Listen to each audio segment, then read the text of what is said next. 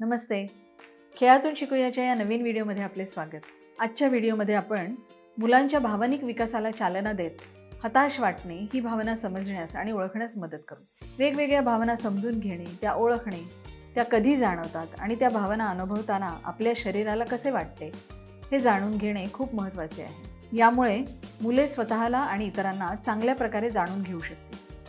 हे कौशल्य आपल्या स्वतःच्या व्यक्तिमत्त्वाच्या विकासासाठी आणि एकंदरीत नातेसंबंध दृढ करण्यासाठी खूप महत्त्वाचे आहे. या खेळासाठी तुम्ही जुनी मासिके, वर्तमानपत्रे किंवा पुस्तकांमधून कापलेली चित्रे वापरू शकता, ज्यात मुले आणि प्रौढांना दुःखी किंवा हताश तसेच इतर भावना दर्शवताना दाखवल्या. आजच्या उपक्रमात ताई मुलांना राहुल नावाच्या एका मुलाची गोष्ट सांगते.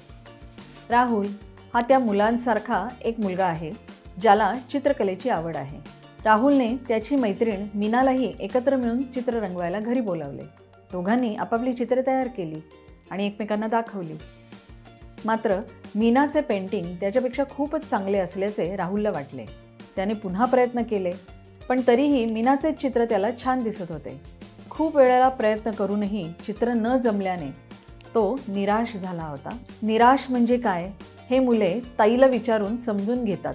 ताई समजावून सांगते की निराशा ही भावना आहे जेव्हा तुम्ही एखाद्या गोष्टीसाठी खूप प्रयत्न करता पण तरीही ती तुम्हाला जमत नाही. राहुलची निराशा समजून घेत त्यांना कधी असे वाटले का ते अनुभव सांगायला ताई मुलांना प्रेरित करते.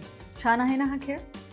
गोष्ट सांगितल्यानंतर हे पण मुलांना नक्की सांगा की कोणतीही भावना अनुभवणे हे अजिबात चुकीचे नाही. प्रत्येकाला कधी ना कधी वेगवेगळ्या भावना जाणवतात, मग तो मोठा असो वा लहान, मुलगा असो वा मुलगी. फक्त आपल्याला त्या भावना योग्यरित्या कसे हाताळायचे हे माहीत असणे आवश्यक आहे. खेळातील रुची अधिक वाढवण्यासाठी तुम्ही मुलांना कट केलेल्या चित्रांमधून निराशेची, हताश अशी भावना ओळखण्यास सांगू शकता. खेळ खेळतानाचे फोटो किंवा व्हिडिओ आम्हाला व्हॉट्सॲपवर नक्की पाठवा. खेळातून शिकवायच्या उपक्रमांमध्ये सहभागी झाल्याबद्दल धन्यवाद.